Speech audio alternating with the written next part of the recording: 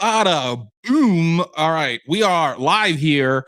Welcome, everybody. A few minutes early to Talking Dragons, episode 1, the post show for Echoes of Eternity. I am David Grace here with Prototopics, the writer and basically creator of Echoes of Eternity. I wrote the things. I guess I'm the writer. Makes sense. Anyway, so what are we doing here? This is the Talking Dragons post show. Now, today it is going to be just me here, but in the future there'll be guests on, and there'll be the players will come on, and we'll be hanging out. And really, this is designed to answer your questions and talk about some of the other things that are happening. Right, there's some of the other things that are happening in the game, answering your questions, hanging out with you after the show for a little while. And the reason I wanted to do that is because this storyline itself is a lot deeper than season 1. There's a lot more things happening. There are a lot of new characters. There's a lot of lore.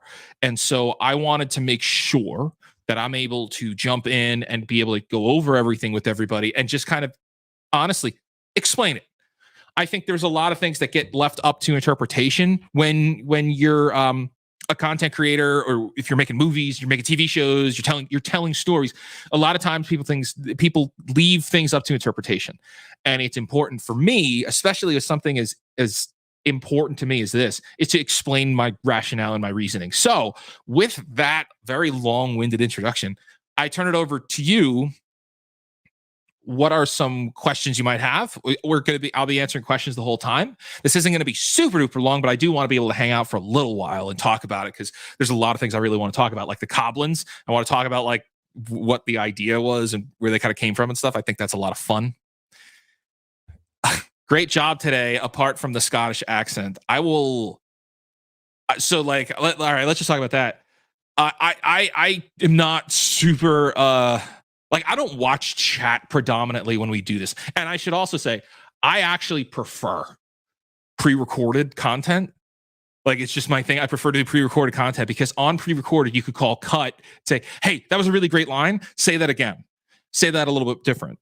You could do that with your team together. And you don't have the ability to do that when you're live. And I'm not a professional actor, though I'm a professional creative. And it's like, I take voices, I do impressions of impressions. That's like where I get a lot of my voices from, is doing impressions of impressions, which is really funny, but the impressions themselves are easier to do than the original voice. So for me, doing an accent as difficult as a Scottish accent, it literally is from DuckTales.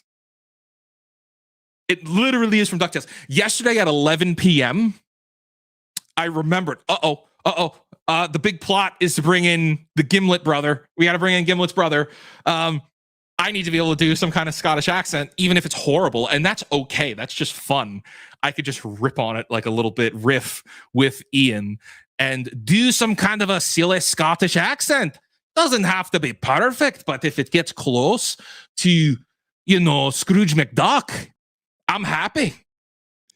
So, and really interesting enough, I learned this doing research previously on doing like accents. The way that you like hyper focus on getting an accent right is to actually come up with a phrase, or find a phrase in that accent and just keep saying that phrase over and over.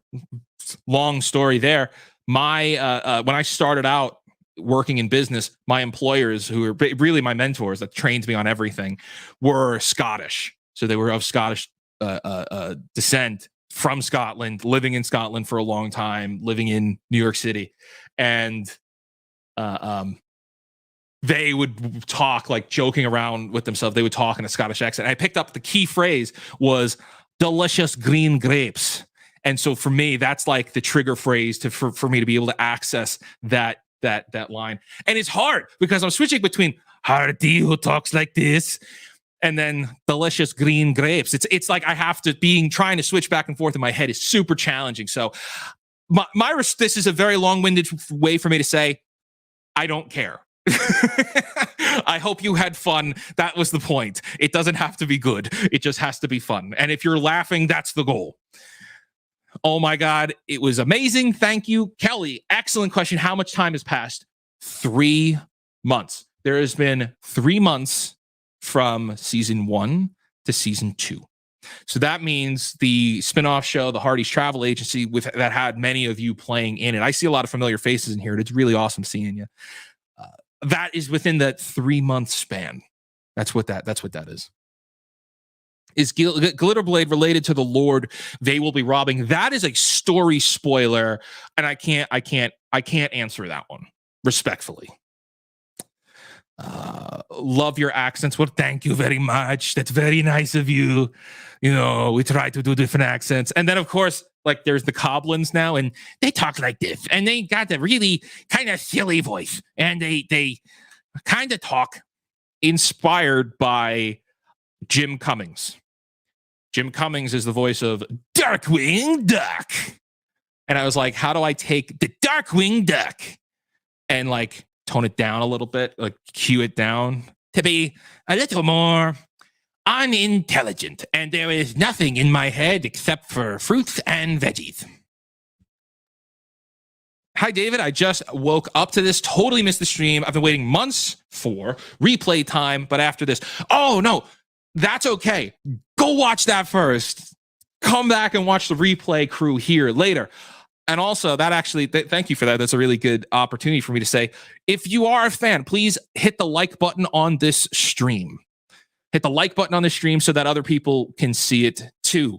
And if you are watching this in the future, be sure to comment that you are part of the replay crew. Let us know that you're here in the future. I look forward to seeing you. And I do reply to comments like all the time. I'm constantly on my phone answering comments. So, oh yeah, give us the timeline of events. Timeline of events. Lawyers and Dragons season 1 happens. And then there's a 3-month gap where Hardy's Travel Agency happens, which is available here. And then we are now. We're in the now. And there are other things that happen in this timeline. And that's why we're doing the show, so I could explain the timeline and where things are going on. And but I can't really explain that now because that's, again, spoilers. We'll expand on that later. But yes, it's the Lawyers and Dragons, 3-month gap now, today. Yes, where did the Coblins come from? The Coblins are a native species to eternity.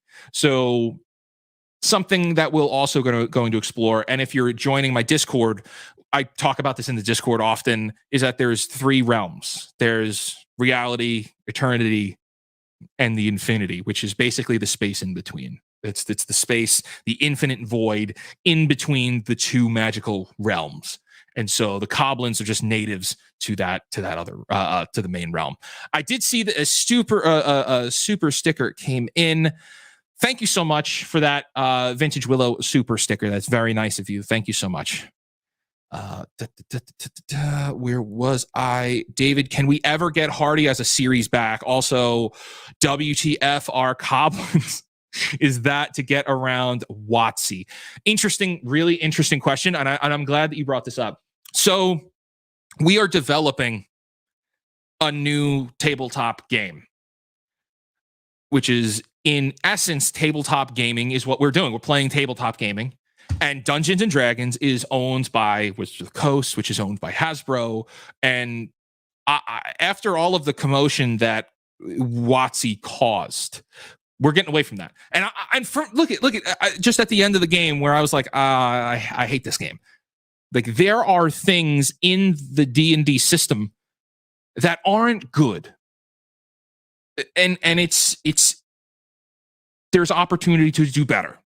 And that has to do with the magic system. That has to do with the combat system. That has to do with the skills. That has to do with the motivations behind all of the actions that you make. And so we've developed a new game that we are going to be launching in actually just a couple of days, literally for free. It's called Campfire Kingdoms. And it's something that I've been developing since December. I've been working on it. I'm so excited to be putting this out there. And I'm very excited to be putting it out for free. The base system will always be free and available for everybody. Even when we make updates and changes to it, it will always be available for free. I want families, educators, kids to have access to storytelling that's not paywalled by something like D&D. So to answer your other question of what the heck are Coblins, they're something I created. They're a species that I invented. and not even just, it's not to get away from Wizards of the Coast, it's to create something new that I've not seen before that you will find entertaining or inspiring. And that's the point. That's the idea. Is I can come up with something as silly as goblins and type the word goblin into just researching, like, do people come up like goblins, kobold goblins, but they're like descendants from dragons and they're super low intelligent, but they're just silly. They're harmless. They're friendly unless you're a friend and they try to eat you. That's the point. That's the idea. It's just to be as creative as possible. And you're going to see a lot of new things in this game, new monsters and creatures and species and kinds that they wouldn't be in D&D, and it's all in the Campfire Kingdoms lore. So, loved your accent. Thank you so much. I have many voices in my head. I like the Scottish accent. There were slip-ups, but was fun overall. It's so hard not being able to properly hear myself and coming up with things, because talking in character, I have to talk as myself, and then I have to talk, what would the character say? And then I have to say it in an accent. And so just across the board, it's super challenging. But yes, thank you so much. Goblins are fun. Hardy escaping the grasp of nobody was interesting. Poor nobody. What do you mean, poor nobody? Nobody got friends. He's actually got friends. And then they accepted him as one of their own. And I thought that was an adorable way to kick off the season, when last season was kind of sad. It had sad moments. There was a lot of family trauma. And I was like, you know what? Nobody literally was impaled at the end of last season. We're going to start him off where he found friends, be it they're not the smartest bunch, but they're like lovable misfits. Though I'm loving Pip, and the voices would probably be difficult with both. Why did Hardy bail on the adventure? Hardy bailed for two reasons, and one of them is actually unprofessional of me to say, because for this story to happen, the actual story, like the real story here, is not about Lord Bashan and this heist. This heist is relevant and it's important, and there's things that happen. But I just, quite often there are things where you let the players make decisions. You just let them make their own rules in their own world. And I do that most of the time. I do that quite often most of the time. And that's okay. That's how you're supposed to play the game. Hardy leaving was something I just did not want to happen. So I had him roll for it, and he failed the roll. I think he got like anywhere between 6 or a 10. And that wasn't going to be enough. If he got a nat 20, Hardy was going. You've watched the other show, or you've seen my content. If they roll high enough, even if I have it planned, they're still going to succeed. Like if he got like a 15, I'd have said, yeah, he got him. If he got anything higher than a 15, I said, yeah, he got him.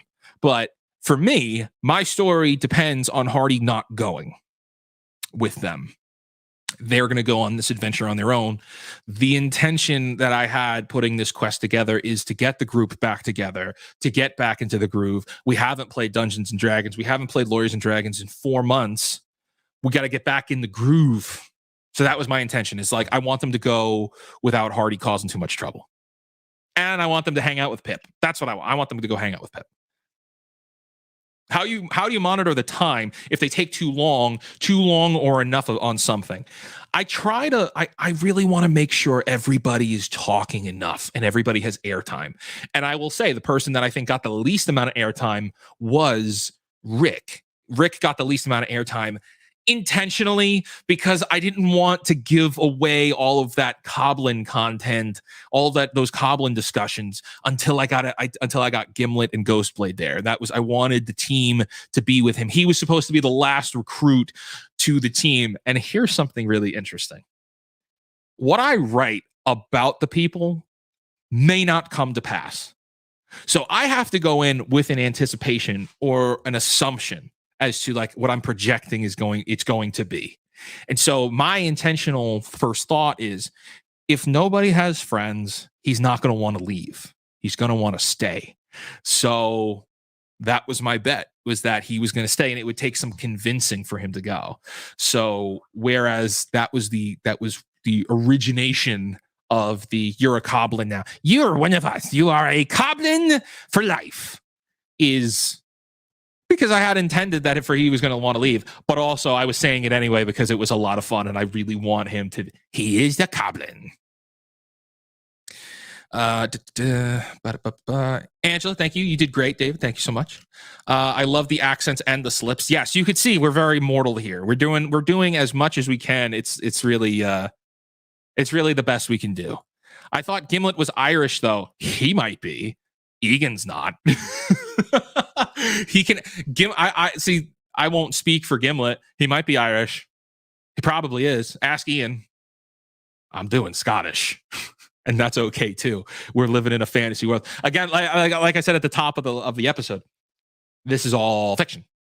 This is all fiction with fictional species and races, and we're getting on a Saturday morning and making silly voices on the internet with our friends. That's what we do.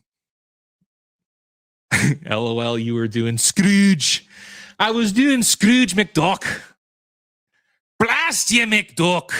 Yeah, I was literally watching videos of Glomgold and Scrooge last night up until this morning, bouncing around my apartment, exhausted. But I was like, I got to get this voice somewhat down so that I don't bleed into Hardy, because that happens.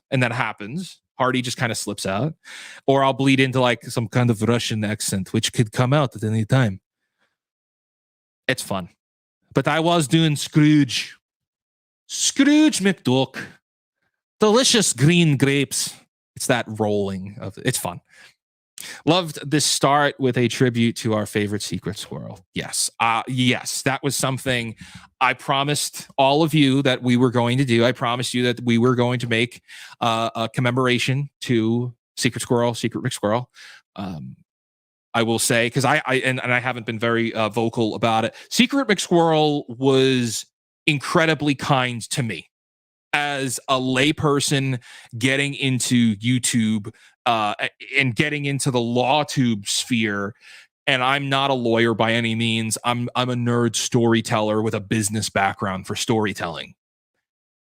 And Secret McSquirrel was immediately kind to me, both on screen and off screen. And we played in a number of games together, and we talked privately just about nerdy stuff, and she was always a good friend. So I'm very I'm saddened because we were working on doing another just fun Hardy game, and we just couldn't work out the schedules. We couldn't do it. I was in the middle of a Comic-Con when she was available. She was ill when I was available, and we never got the chance to. But I am forever going to be grateful that she did do an episode with us, and we did get to play a game. And frankly, she was the anchor of that episode that we did. So I'm so happy that we got to do that. We got to play a game together over on Roll of Law with Kurt, and that was so much fun. And I'm sad that she's gone, but I was absolutely not going to create a memorial for her in Lawyers and Dragons, because without her, we never would have gotten to the caliber and the level that we did with the first season. So Hardy Town is now Squirrel Town today and always, and that's never going to change. And I'll say that even if something ever happens to Squirrel Town, because it's a town in a place called Eternity where there are giant evil monsters, not even, I shouldn't say evil, where there are giant monsters running around, things could happen. The town may be in danger at any time. But what I will say is no one will ever hurt or damage our squirrel memorial. That is something you could be assured of. So just be aware of that. Okay, what happened to Lima's brother? You did phenomenal, especially now knowing you are not a trained professional actor. No, I'm not a professional actor. I just have voices in my head and stories that want to break out. What happened to Lima's brother? We'll have to see. I'm not going to speak for my players. I don't. That's one of the things where it's like something did happen, and there is some stories there to tell, but it may not be up to today where we hear them. Good question. David Tennant is actually Scottish and did the over-exaggerated accent for Scrooge. And I am now imitating his imitation of his Scottish accent. And that's exactly what we're going to do. I'd love to know why you can't bring nobody's attempted dragon friend back out of Ghostblade's Dark Blade. I know he's supposed to be dead and feeding the sword, but what exactly is the deal? I can't talk about that. That's a spoiler. Good question. That's a very good question, though. David, can you put a short countdown before starting the beginning of the show? I get ads when videos start and have to skip the button. I just wanted to start today. That's a good point. Normally, I do have a countdown on my other videos. I wanted to start today to get into it, so I apologize for that, Debbie. I prefer the live show. I do see that there's a sticker there I'm going to jump to. I prefer the live performance. I like knowing that what we see is 100% organic and improv. Ryan, man, I see that. But the truth is I care more about the story authenticity than I do about the voice authenticity. Like it's a matter of, I mean, if you go and watch some of the shows that we have on this channel, like a lot of them are pre-recorded, and it gives us the opportunity to cut out downtime that breaks immersion. And that's probably a whole separate video that I could really get into, but there's a method behind that, because when you're paying attention to a stream, you're watching a show, especially a Dungeons and Dragons show, or especially a TTRPG show, where it's so fantasy mindset focused. You have to stay in this constant mindset of, I'm listening to fantastical stories with crazy voices that aren't real. Every time that there's a break in the conversation, you can get distracted. Every single break, every single pause is a chance for your mind to get distracted from focusing on this fantastical stuff. And then it becomes very hard to get back into it. And I'll talk about that from experience. So now I'm talking anecdotally. That's why I can't watch things like Critical Role, or even my friends' games, my friends that do TTRPG games. I can't watch them because if I stop focusing for a second, or if I'm at work, if I'm cooking dinner and I have it on, it's like, oh, wait, what happened? I just missed all those things that happened because I was doing the laundry for a second. So that's really why. That's the intention behind it. Okay, we did see. I am going to find these super chats. We did get the super sticker. Thank you so much for that, Vintage Willow. I know these keep popping up. Where are they? I'm very slow with comments because I have a lot of explanations. So bear with me. 𝐂𝐍𝐄𝐃, your voices make it fun. We always look forward to them. Thank you so much for that. Thank you for that $5. That is very nice of you. I appreciate that very much. Thank you for your support, all of you. Love all your accents and imagination from Rabbit. Rabbit, you must be friends with my mouse pal and my cat friend. So thank you so much for that. Very nice. And Judy, because I giggled so much this morning, thanks. Judy, thank you so much for that $5. Thank you. And thank you for being so active in our Discord. Thank you for being so active in this whole universe we're building here. Thank you for that. JR, loved how interactive you guys were with the chat. The chat is distracting. The chat is very distracting. And I'll explain. That's another reason why I love pre-recorded. That's another reason why I love being pre-recorded, because I could just focus on doing my silly voices. And if it gives me time to just focus on doing the voices, there's less of a chance I go into doing Hardy. There's less of a chance that I do transition into Hardy. Or perhaps I'm trying to do Goblins and I want to focus on switching between the two of them. It's way easier in the circumstances, running everything. I love that. And it gives us the ability to be more interactive in chat. So yes, we do have fun there. Okay, whoa, jumping around. I hit the wrong button. Let's go back up. Midnight Dreary, $5 super sticker. Thank you so much for that. Thank you kindly for that super sticker. Okay, $5.99. That was epic. You put so much effort into tech, visuals, voices, story, and that intro. Just wow. Thank you, and see you next Saturday. I will see you next Saturday. I'll see all of you next Saturday. The party's going to keep going. Like, we're going to keep this party going. I'm happy for it. I'm glad you all had fun. There was a couple of down spots there, and I will say I'm out of practice. I haven't done any tabletop games. I haven't led any tabletop games. I haven't played D&D, especially at this caliber, in a while. So it's even taking me a couple of episodes, I think, to get back in the groove. And that's why I set up this heist episode, to bring us all back in strong together, including myself. If we were to like, all right, here's the main plot, let's get into it, we would have flubbed it. And it would have been flubbed because we needed that, get the band back together. There has to be like a cause to rally around. So that's why we're going to go a little slow for the first 2 episodes, but by the third we're coming in strong. So you can be aware of that. We're coming in strong. We're going. And here's something else I'll say now. If you're a Discord member of ours over on Discord members are going to get access to all of my notes for the episode. So I am taking all of my notes that I had prepared for today and just posting them on Discord for members to read through.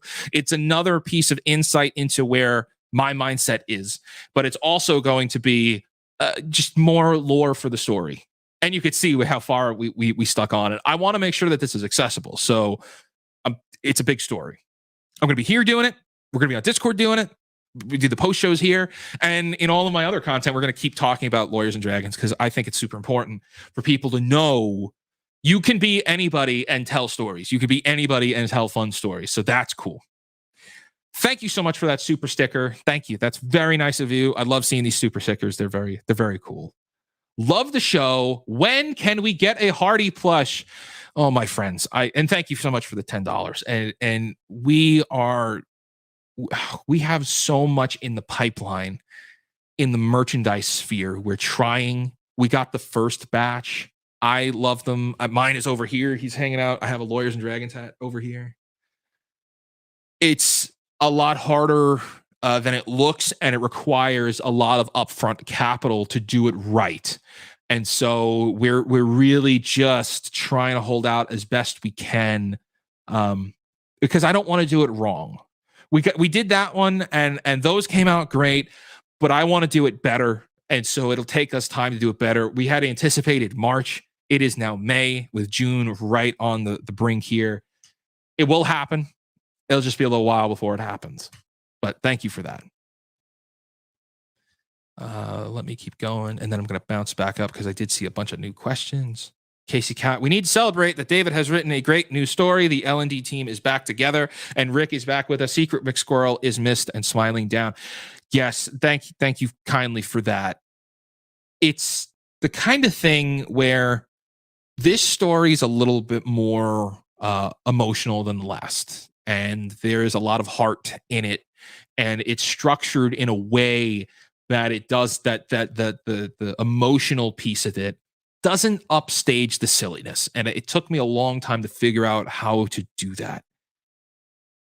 And so that's another reason why I want to make sure there's communication there. And like I said at the top of the episode, this is a safe place where we're not targeting each other. We're here to have fun. We're going to goof off and joke around. There's going to be constant comedy, but there's a human story in the main plot. So that's important, and I hope you guys like it. I think it's going to be a little challenging to get out. And I wanted to push myself. I really wanted to push myself to do something I haven't done before. One, using characters that I adore, and tell a story that actually moves the players. And if I could do that, that's great. I know I can make them laugh, but can I actually emotionally move them in a compelling and positive way? And that's my new goal. And we're all gonna see together if I can accomplish it. Musical Soup 2, thank you for that $5 super sticker, and thank you for being active in a lot of the videos that we do, and thank you for being active in this community that we're building here. Thank you so much. CG Learning, it was wonderful having all back. I love all the new characters. Thank you for that. With $20 Canadian. I wanted to make sure we have new. We have all new stuff with new characters, with new people showing up, with new accents. Push your boundaries, right? And the only way you push your new boundaries is if you strive for new things. So constantly trying to do new stuff. We were building a whole game focusing on new. So thank you for that comment. $20 here from here for years. I don't know the currency. I'm like Hardy. I don't know currencies, but but thank you so much. Why don't you have a membership option? That's a really great question. Look, with what we do and with what Prototopics does and the storytelling that we strive to do and the products that we are building and creating, I don't have the bandwidth to satisfy membership options in a conventional way that everybody else does. I don't know when my next stream will be. I know that I'll be on Lawyers and Dragons, and I know we'll do a post show after, but I don't know when the next time you'll see Prototopics content because we're just so busy. So I feel like it's morally wrong for me to have a membership option out there, but then I can't satisfy it. What we've done instead is we've built a Discord membership, so you're part of the Prototopics community, and there'll be extra things there. Like I know that I can deliver on, right? I know, and plus you have really direct access to me, and you could ask people that have that membership. There's quite often times where I'll drop questions in there and see, hey, what do you think of this idea? What do you think about this? Check this out. And that I know I can deliver on. I want to make sure that we're not doing anything. It's an honesty thing. I don't like, trying to be like, oh, well, we'll do this, and then we never get the chance to do it. If we make an announcement, I want to be able to do it. So that's that. But thank you so much for your super chat. Cheerful Bacon, $1.99. Thank you for making my birthday start with laughter. Cheerful Bacon, happy birthday to you. Hope you're having a wonderful day here today. Happy birthday to you. Thank you for that. Stacy, tip jar entry, hugs from a fan. Love the show today. Live, love the pre-recorded. It all is wonderful. Thank you, Stacy, for that. Thank you so much. And thank you for being part of making this experience happen. Okay, I know we have more. Brentwood Chic with a $20 super sticker. Thank you kindly for that $20 super sticker. Thank you so much. Your support goes a long way. And I know it's a lot of things, for people to say like, oh, well, your support goes a long way, but it genuinely does with an operation that we're doing. And it all goes back into making this stuff happen on a bigger scale, because it's something we strive to do. Our goal, and you could see it right behind me here. We put out, Isaac and I, who's the other half of Prototopics. We just made a book recently. It's super important for us. It's a creativity book. So 50 lessons to inspire kids' creativity. And Campfire Kingdoms is a creativity book. And we want people to have access to their imaginations that they didn't know that they had, because you can. There are so many things and so many strategies and ways for you to be more creative in your daily life. And I really want people to know that they can do that. So thank you. That episode was really fun, and I'm so glad L&D is back. I can't believe you don't have more subscribers. Subscribe, please. David does a lot of work for this. Thank you for the kind words and the discussions of subscribers is very interesting, right? And I'll give you my take on it.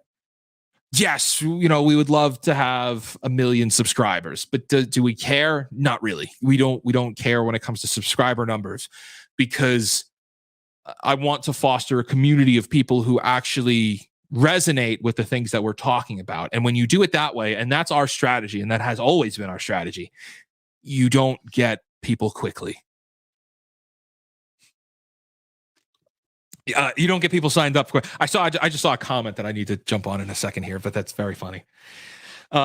You don't foster a ton of people quickly when you're being passionate and you're focusing on community building first. Like, that's my intention, is to build and create a place and a system for people to tell stories in. That was the intention behind the Hardy travel agency games. That's the intention behind the fan games. And now we just announced it's going to be called Eternity Stories moving forward, that you have the opportunity to do this. That's more important to me than going viral. I've lived in the going viral world. I work in marketing. I run a marketing company. Like, I know what it's like. It's a very shallow place. And it's not a fun place. And when you only care about two things. If you only care about fame, you're going to fail. If you only care about money, you're going to fail. You have to care about making a difference or actually doing something that's important. There's got to be some meaning behind it. So that's thank you for that. And thank you again for that, for pointing that out. Okay, I saw this comment here. I have to jump on from Mary Jane. Oh my God, David, you talk like Trump. I can't get over it. I don't know. I don't know if I talk like Trump, but we're both from New York. I'm from New York City, so sometimes my accent, will come out, when I'm talking. Hey, hey, oh, a number of my characters talk with that kind of Brooklyn accent. It's silly, but we're both from the same place.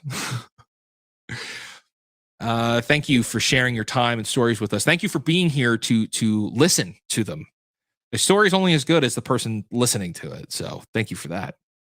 $10 super sticker here. Again, not good with the currencies, but I appreciate that. Thank you so much, David. You are so inspiring with the energy and creative mind of yours. Thank you for the kind words. I very much want people to know that they can do this too. Euro, thank you, Jan.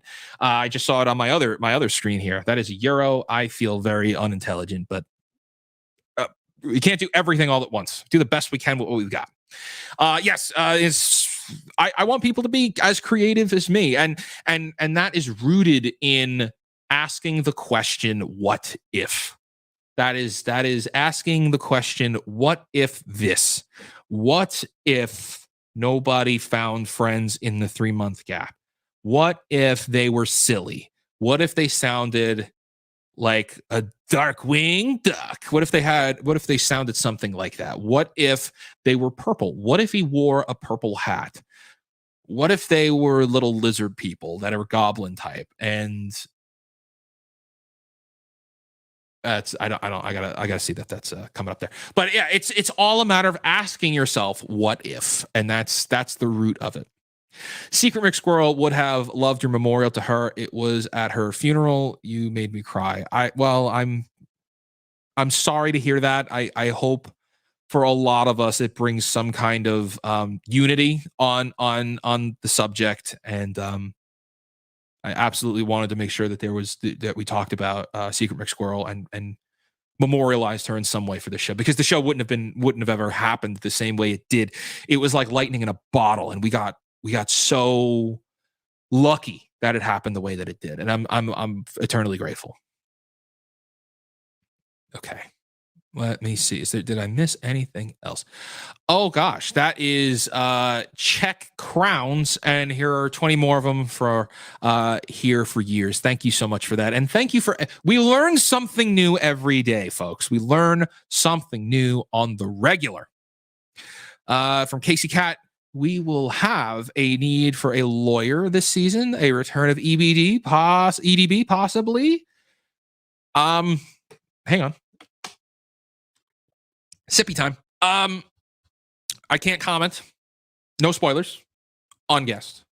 I can't say who is coming because also I don't know who's on the way yet, and that's the truth. The truth is, when it comes to shows like this, it's challenging to get people in the show.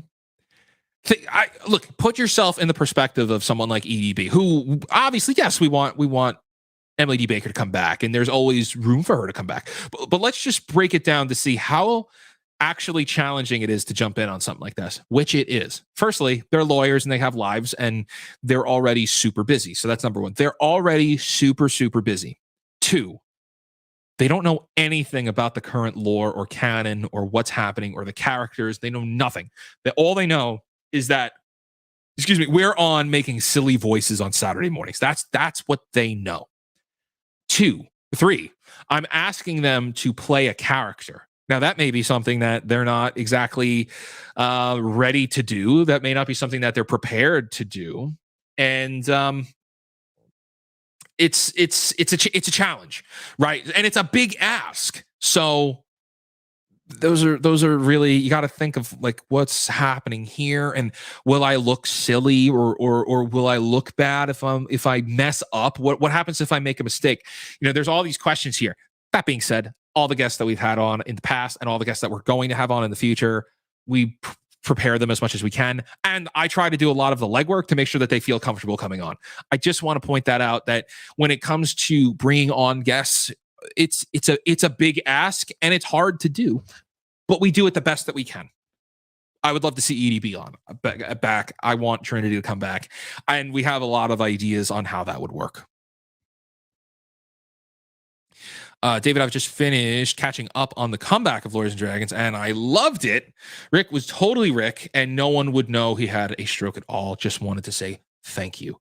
And Grumpy Munchkin, that is very kind of you, and I am so happy that he is back, and that this has returned in the way that it has, and that the Hogue family is really kicking ass, and it's inspiring to see what they've done and the recovery that family has had, and it warms my heart. I'll say here, I will forever be grateful to Rick for giving us the chance to do this. This would not have happened if Rick hadn't taken a chance on me, and I just sounded like almost a year ago now. A little more than a year when I reached out to him to start this, and he did a lot of research into me, and for us to take the chance to do this, and then so for that I'll always be grateful and loyal to him for. And then after everything that happened, just seeing us back here today doing this, just really it's amazing. It's an amazing thing, and I'm super happy, and I know all of you are too. Are you still going to try and get Mike to play? Would love to do it. Then again, look at everything I just said. So that's always be in that mindset of when, get this person to play. It's like, it's a big ask.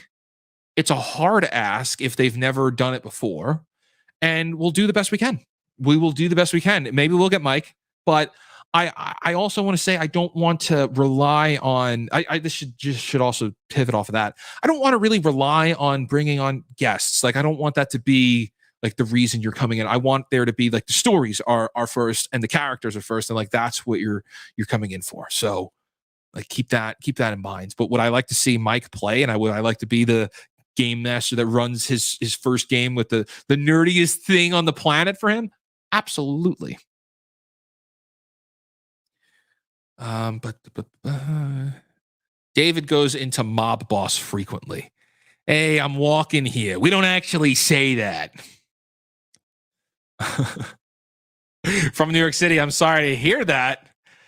Yeah, I'm from New York, born and raised New York City, and I wouldn't have wanted to come from any other place. I got the chance to be exposed to people of every possible walk of life, and that has helped define how I'm able to communicate with people in the day to day, because I know so many people and I've experienced so many people, and it's when you come at it from that perspective, it's a life-changing perspective to come from. Like, the more people you get to interact with, the less it's just copies of you, and you know, being open to discuss ideas is really fun.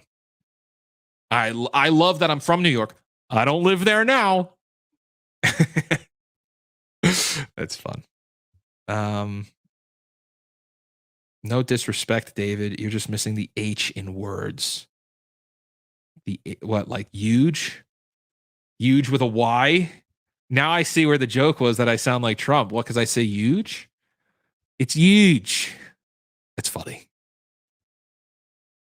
Let's get dangerous.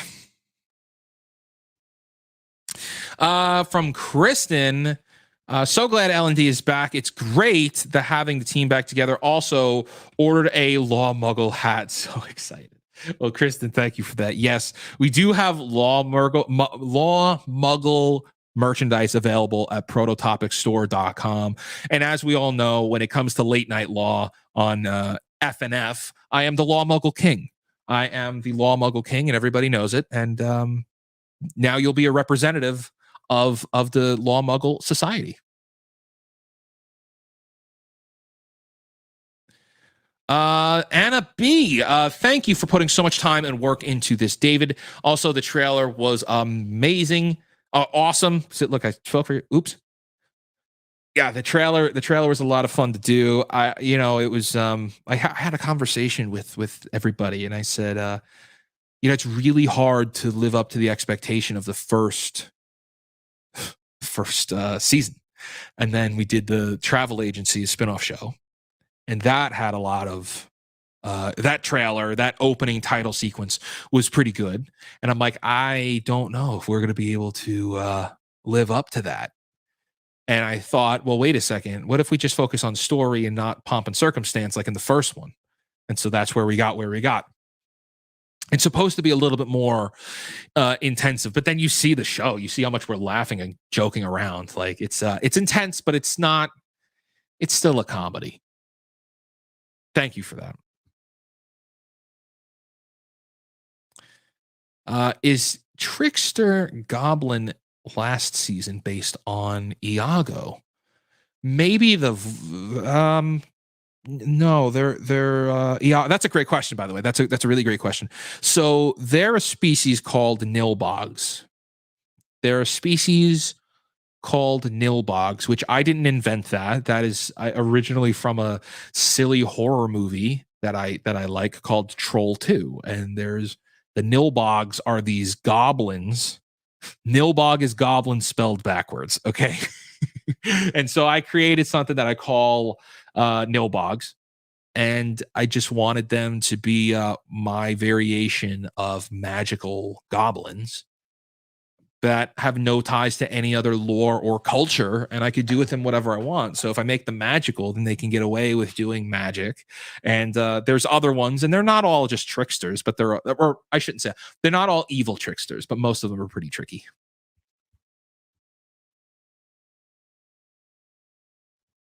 Fiber Tornado with a $10 super sticker. Thank you for that, Fiber Tornado. I hope you're enjoying the show and the content. Hey, I'm from Brooklyn here. My kids laugh at me when I get animated. My accent comes out.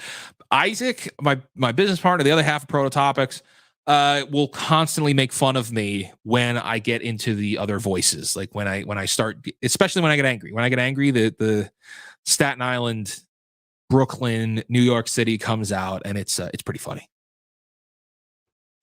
Okay, this is a fantastic question. Will the book and the game be translated to Spanish? Would love to share it with my 8-year-old godson. Thanks, and amazing job as usual. Not on day one, but yes, they will be translated. It will take us time to do that, but it is absolutely going to happen. It is an aspiration and a goal that we have, is to make our content, especially the storytelling content, absolutely accessible to everybody. I would love to do that. Problem, I don't speak Spanish. I don't speak Spanish. And the Spanish that I do speak is not enough to translate a book that I've written. So it will take us time to do that. And we will do our best. But yeah, it will be eventually. I don't have a timeline for what that looks like, but that is something that it is important to me that we do. Okay, when L&D started today, this 61-year-old overweight grandma really wanted to jig like my toddler granddaughter when Peppa Pig comes on. Well, I very much appreciate your happiness there. I appreciate that very much, and I hope that that us doing this does bring you some weekly joy. Still contesting that king title. No, I am the Law Muggle King. I have claimed that title, and no one can take it from me while I'm alive. So keep that in mind. It's not a democracy. Let me get the updated one up there. Dang it, David. I guess that's for the Discord. And yes. Oh, for the store. Yes. Oh, for Law Muggle and Prototopics merchandise, you can find our book there too. Prototopicsstore.com. David, can we get a Star Wars reference in every episode, please? I think I have just about a Star Wars reference in almost every episode, Mr. Game and Watch. I think that's Raiden. Yes, I have almost like a lot of the episodes. I constantly am making Star Wars references. I do it in my daily life, like all the time. Yes, we will continue to do that. That's not how the Force works. Am I in the chat doghouse for starting this accent storm? I was intending to be apolitical. I just thought the accent was cute. Well, that's no, there's no hate. There's no hate. There's nothing like that. It's funny. That's I like being able to joke about things like that. Like, that's funny. Nice. Thank you. I saw people caught this. I'm so happy they did. Nice use of the Robin Williams golf joke, by the way. Thank you for catching that. That was absolutely Robin Williams. And I make jokes like that in these shows that are references to other things, and I try to say them like the other people. Robin Williams, I do often. I do that Robin Williams stand-up is one of my favorite stand-up sets of all time. So it has really defined how I do comedy, and just over many years. I think that came out in like 2004, so that's like almost 20 years of inspiration there. And it's like, yes, Robin Williams talking about golf. I was like, I have to work this in. It's a little Scottish gnome. What if his problem that he has to go find Gimlet? What if his problem is he was gambling while playing golf? What if we don't call it golf? What if it's called something like Wackosphere? And that's the thought process. That's the thought process that I'm constantly going down, is what if it was golf? What if he made fun of everything with golf? I know Rob likes golf. If I make fun of golf, that'll be like I could mess with Rob a little bit, because they're gonna be together, so that's how that's gonna work. It's like, oh, I'm gonna make fun of golf. It's like, oh, it's 18 holes. You're playing golf. It's like, it's not golf. It's Wackosphere.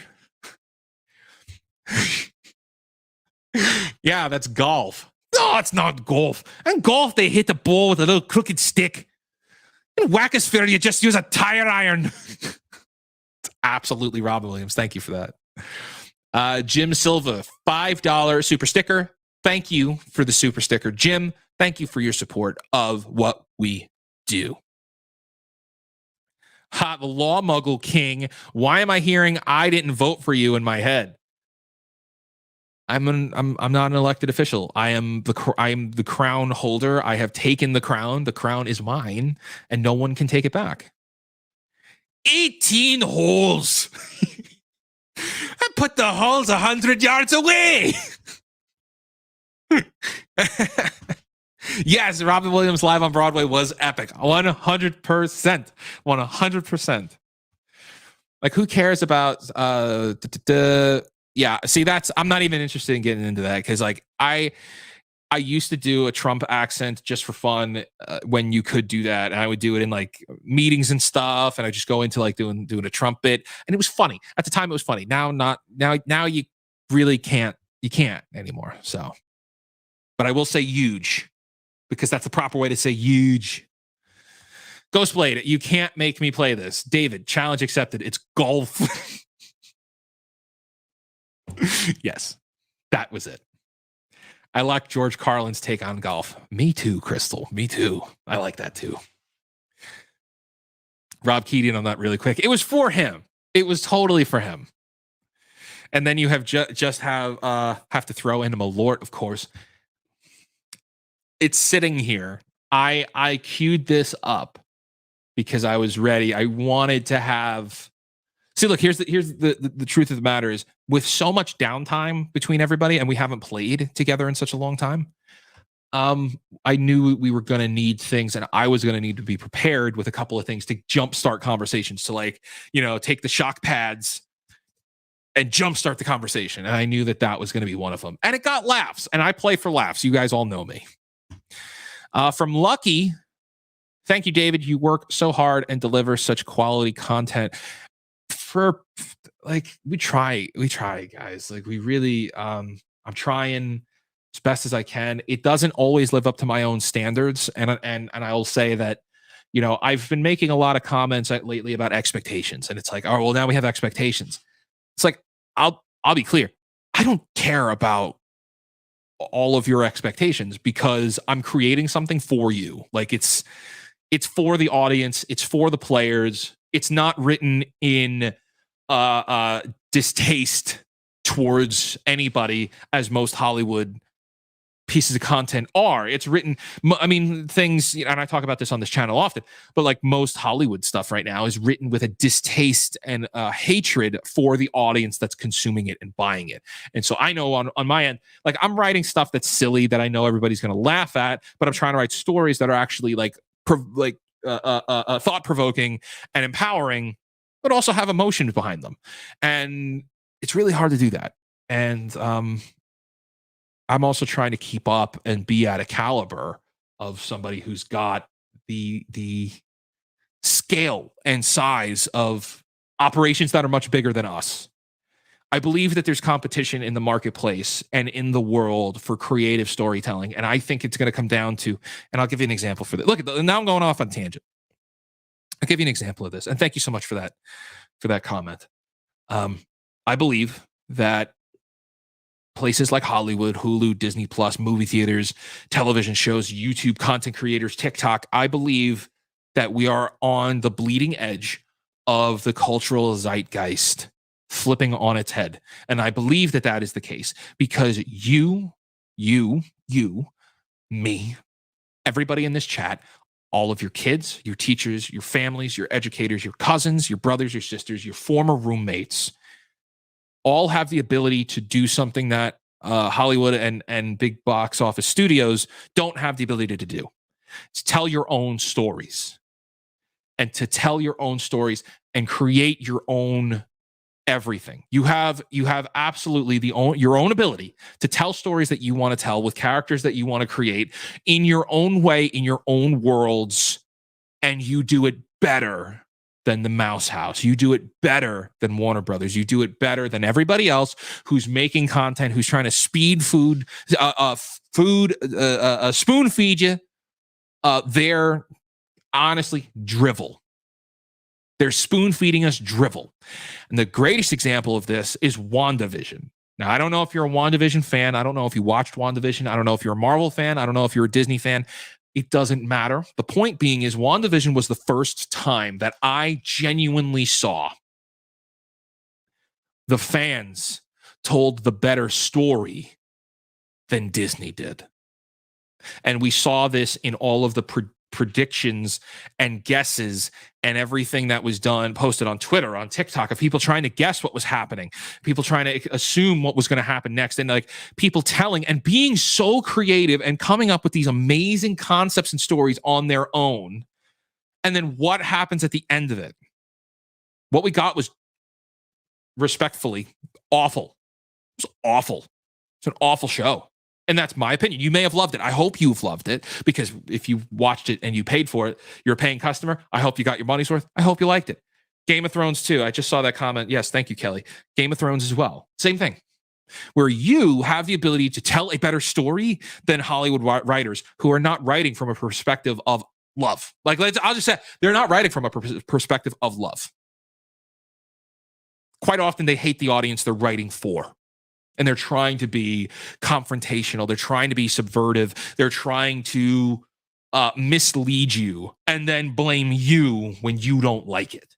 And that's why I believe everybody deserves to be educated on their own storytelling. Everybody deserves to be able to tell their own stories. And that is the flag that we are going to plant. That is what we are going to stand behind. And whether that helps one person do this better, and if that helps one person be able to tell stories better, then that is a success.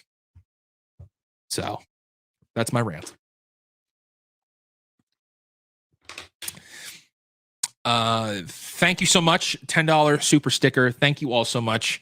Thank you all for your support. Really. Thank you. Thank you for being here. And thank you for hanging out this long. I hadn't even intended for this to be going on this long. I really didn't. I just figured we'd jump on, talk about some characters, and that's that.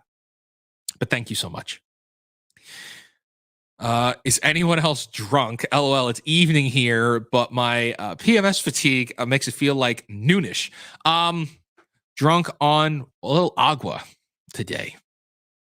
Hello from Indonesia. Hello from the East Coast of the United States. David Tangent, what a rarity. Yes, very rare indeed. Quite a rarity for me to get distracted. Graceful Answers Ministry. Hey guys, how you doing? Good to see you. Welcome. Oh, our expectations in this house were just that we wanted to see everyone have a good time. The fact that there is amazing graphics and stories are a bonus. Ippy Fluffy, thank you for those kind words. See, it is fun like that, but we have the ability to go further.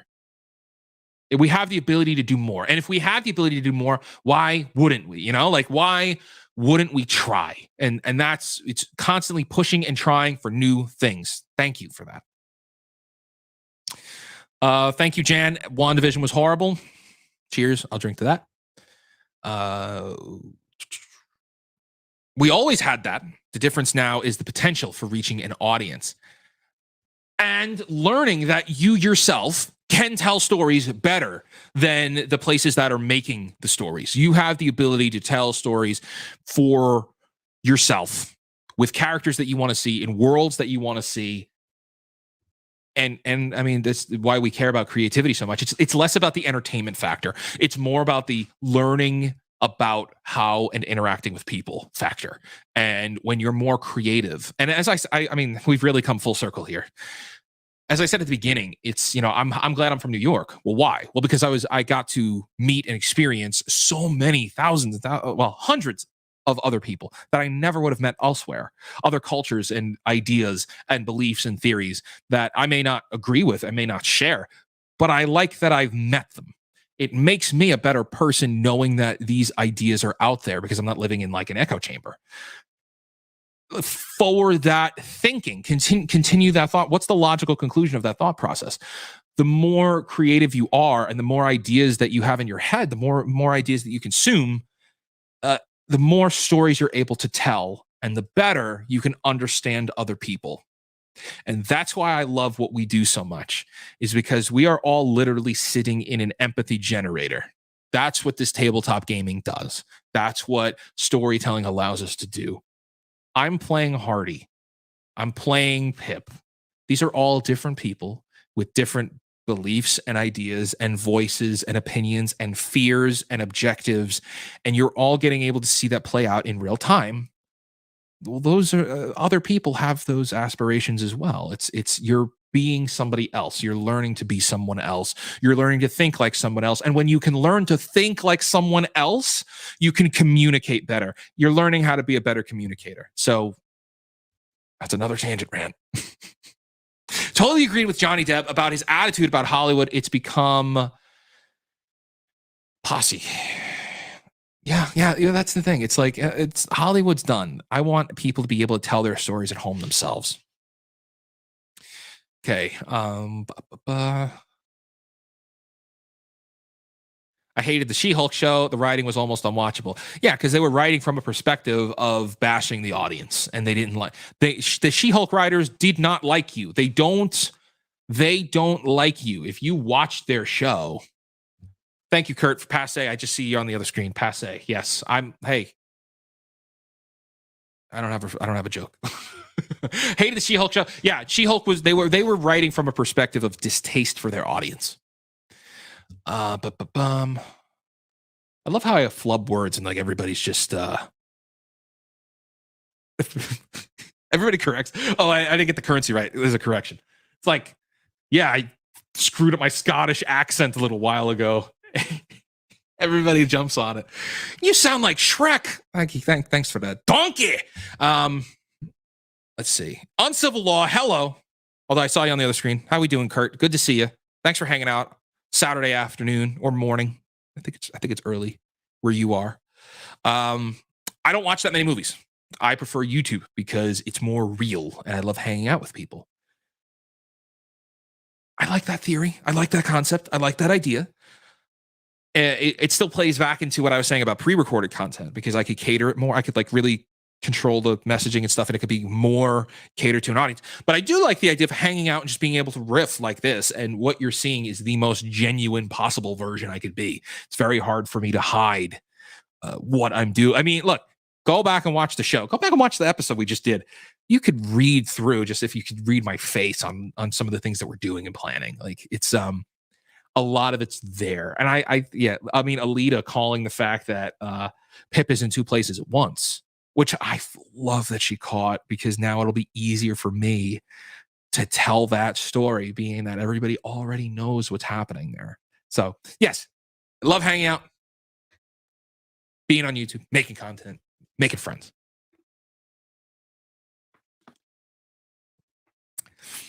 Okay. We have got a lot of things here. Okay, question. Here we go. This is a question. In the game, are we assuming that the crew has learned to use the trees to go back and forth between eternity? Excellent question. Yes. So this is going to come up, and we're going to explore this a little bit more. We're going to extrapolate this idea. The big thing is that you need to be able to jump between locations, and there has to be a reason why. And I think it's our last episode in the Hardy's games, when we get to Faldir, there's a location called Faldir where they went in and they reactivated this old Grandview University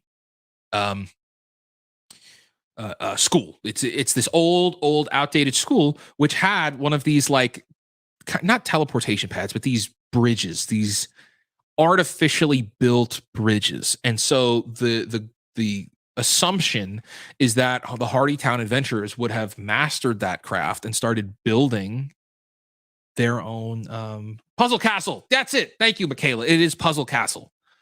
Would have started building these where they know they can get them working. They don't work forever, and like I said, we'll get into that a little later. I tried to hint at that with the Hardy thing, like Hardy using the amulet. And Hardy uses the amulet, but he doesn't have full control over it, and he had to go and refill it.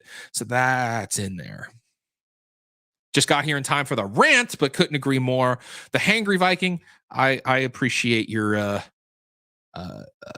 being part of the thought process. David, who creates the artwork? The images of Hardy and the Goblins are so cute. Okay, so let's talk about that. That's a really good question. So everything that you're seeing now, everything that you've seen either on Twitter or on the YouTube videos in the Lawyers and Dragons show are all concept work. They're all concept art, and most of it, if not all of it, is done using AI artwork. And the reason I would refer to it as concept art is because we're not selling it, and I will post it freely. I will post it for everybody to see. And it is a concept art of what I have in my head.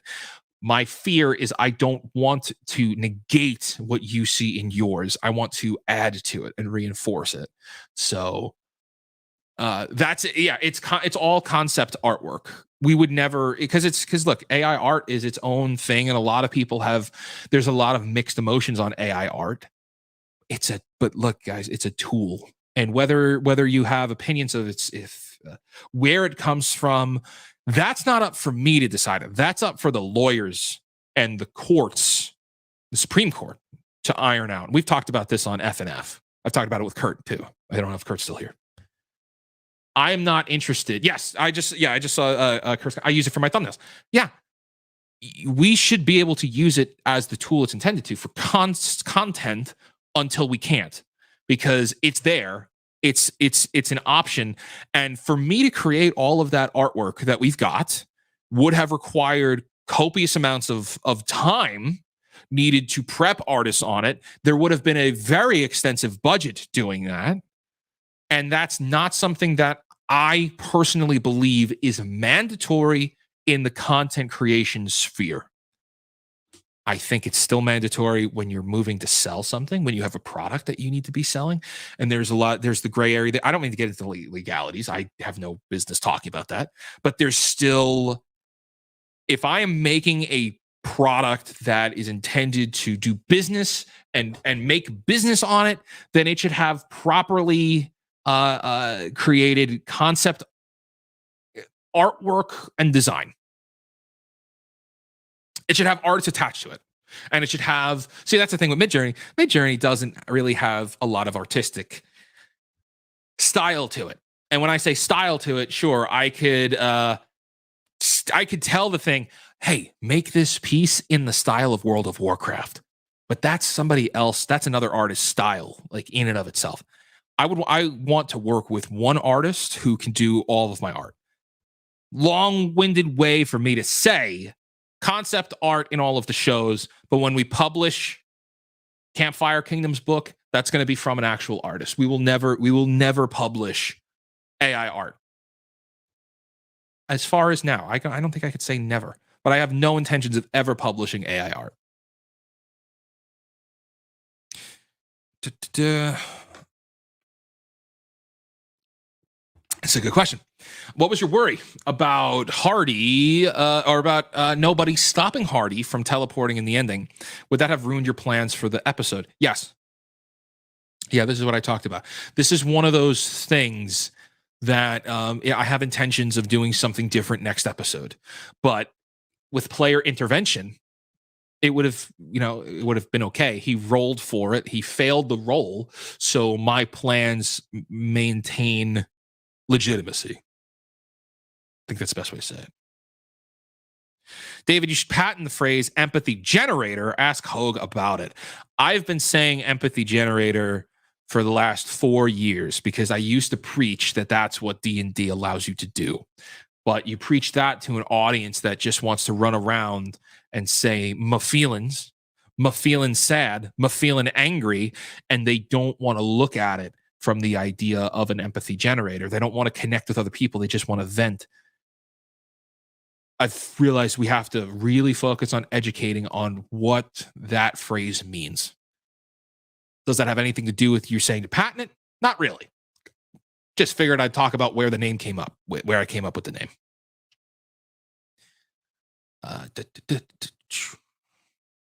Yeah, all the flubwords were also human. Yeah, I'm very... I'm very much human, and I try to articulate things in a way that everybody can understand. I'm not a lawyer. I use mistaken words quite often. I use as a comma. I also use a lot of words that I refrain from saying on the internet. like swearing. I try not to swear on this channel. I try to make more family-friendly content. Okay. I see a super sticker here. Thank you so much for this super sticker. That is very, very kind of you. Thank you so much for that. $9.99. I saw neither She-Hulk or WandaVision. What do you mean the writers are coming from a distaste of the audience? Thank you for asking that. That's a great question. And that brings up a lot of things that I talk about quite often on this channel. You can listen. Here's this. Listen to what the writers are saying. Listen to what they're saying on things like social media. Listen to the things that they say in interviews. Listen to what the directors say. Listen to what the actors say. Pay attention to their phrasing. Pay attention to what the words actually are and what they mean.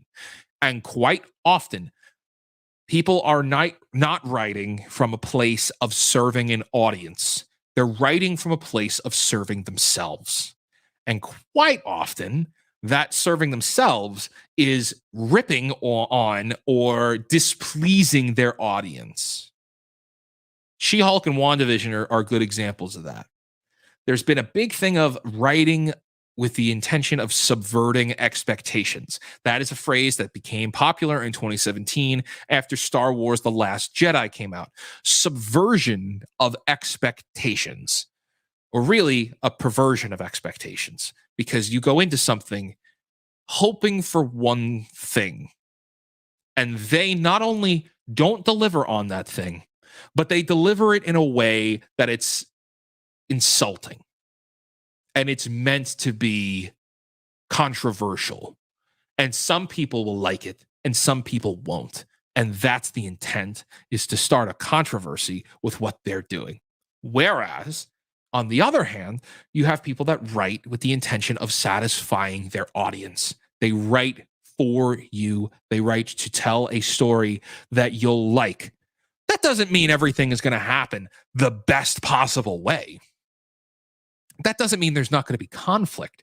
Every story needs to have a conflict. Every story needs to have a villain, a protagonist, and an antagonist, obstacles, things that stay in the way, supporting characters, people with different ideas and beliefs, and things that are striving to accomplish different feats of strength and different heroics. Right? You can't have a story without it. But you can write from a perspective that, yeah, we may be going down this one track, and then things may get a little slippery, but we still end in a way that is both satisfying and conclusional. And there's another word there. I'm just drawing a blank on. There's another word. It is satisfying and inevitable. That's it. It needs to be satisfying. All conclusions to drama should be satisfying and inevitable. And let me ask you this: for those of you who watch She-Hulk, were you satisfied, and did it feel like it was inevitable? Probably not. Great question. I could handle the disrespect for the audience if there's still respect for the material, but usually they lack both. Yes. That's usually it. This episode was so wonderful, and your facial expression in reaction to Alita was epic. I wasn't ready. I wasn't ready for her to catch on in the first episode, like an hour in or so. It's like, oh, you're in two places at once, aren't you? Yes, he is. And while I'm like, oh man, that kind of messes with my reveal later. But also now you and Alita and the team all know what's going on. And that makes it easier for me to tell the story later. So I'm cool with it. I just thought it was funny. If you're going to write with a distaste for your audience, at least write well. Yeah, the JR, 100%. Tell Hollywood that. And it's not even just Hollywood. It's just a general distaste for the people you're writing for. Loved Hardy's bubble pipe. I can see him chasing them when others aren't around to watch him. Yes, I love the bubble pipe too. I hadn't intended it to do that, but I'm happy that we can't. And that's something that came up on the spot. You know, I had other plans to move the team to different places. Bubble pipe it was. I thought it was silly enough and fun. Question: did the gang watch Hardy's travel agency? Did you ask them not to? Great question. I told them it's not important if they watch it. I told them that there's going to be enough references that come up, and I almost want because I don't want their characters to know what's going on. Their characters aren't on those adventures. You all were. So it was more important to me that they kind of had no idea what was going on, and I just had to. There was a couple of moments where I felt like I had to plug what was happening to explain to everybody else, like, oh, this is what's going on. That's my failure in not communicating properly. So, answering your question, did the gang watch it? Probably not. I don't think they did. I think maybe the Hogue family did. I'm not too sure. And I haven't asked. I told them that it was not mandatory for them to do it. Think about it. That's like another, 12 hours of content. And they don't exactly have time to be consuming content. So probably not. Let us see. I signed up for the second wave of Hardy plushies, but haven't heard anything. Did I miss it, or is that still coming? Yeah, we haven't done the second wave, like I said before. It's a challenge for us to do it, and we want to do it right. We don't want to release anything that's like half-assed or unsatisfying. I love my fluffy Pip and Hardy plushies from the travel agencies. I bought my own and I love them. That's very nice. That's really cool that you've got them. You've got your own Hardy and Pip. That's really cool. Is it Coblin or Coblin? Because I am OCD and need to know. It is Coblin with a K. It's a K. It is Coblin with a K. Thanks, guys. Also on the subject of artwork, Pip is flipping adorable. Thank you for that. Pip is a character that I have been trying to get back into storytelling for a long time. Pip is really important to me, and similar to Hardy. He originated in other stories. And so having a reason for him to exist here and now actually tell a real story about Pip. Like there's a lot of Pip in this season. There's a lot of Pip. And rightfully so. It all makes sense. Let us see. Legalities are the fun part, though. Yes, when you're talking from a position to explain them, which I can't.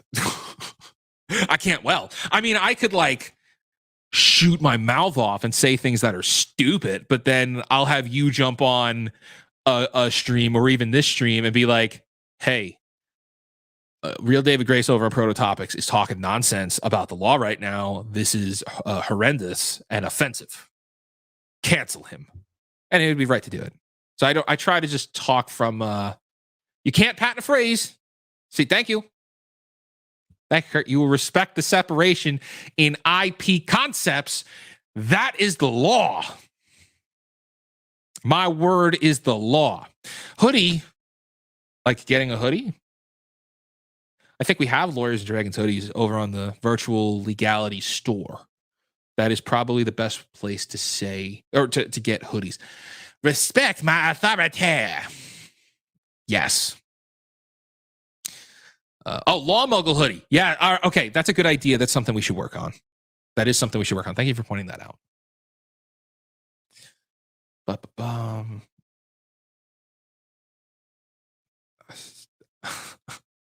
I love how you geek out, David. Yeah, I geek out quite a bit.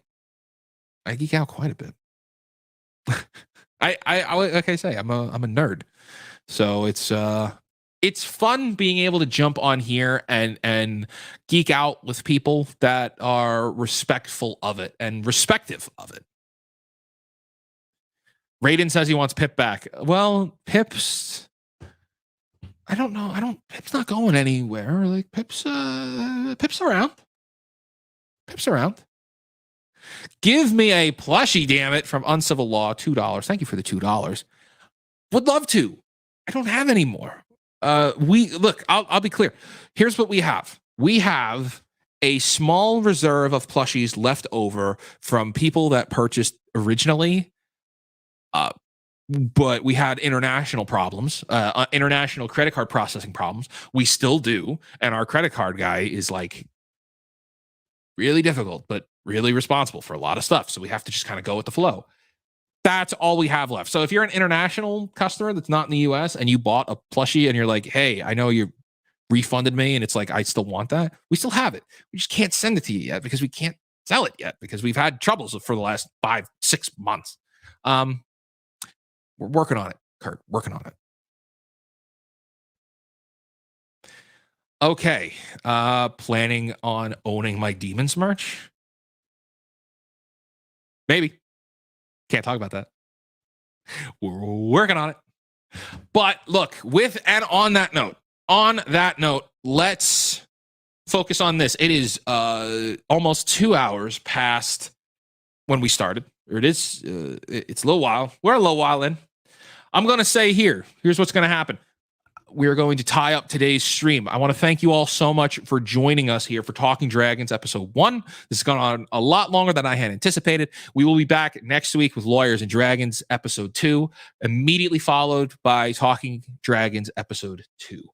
If you haven't yet, please hit the like button. If you're new to the channel, subscribe to the channel where we do a lot more stuff like this. You just heard all of my ranting talking about creativity and being creative. We're going to do more of that here. So we want to stick around. Okay. We're going to tie this all up. Everybody, thank you so much for an amazing, amazing premiere.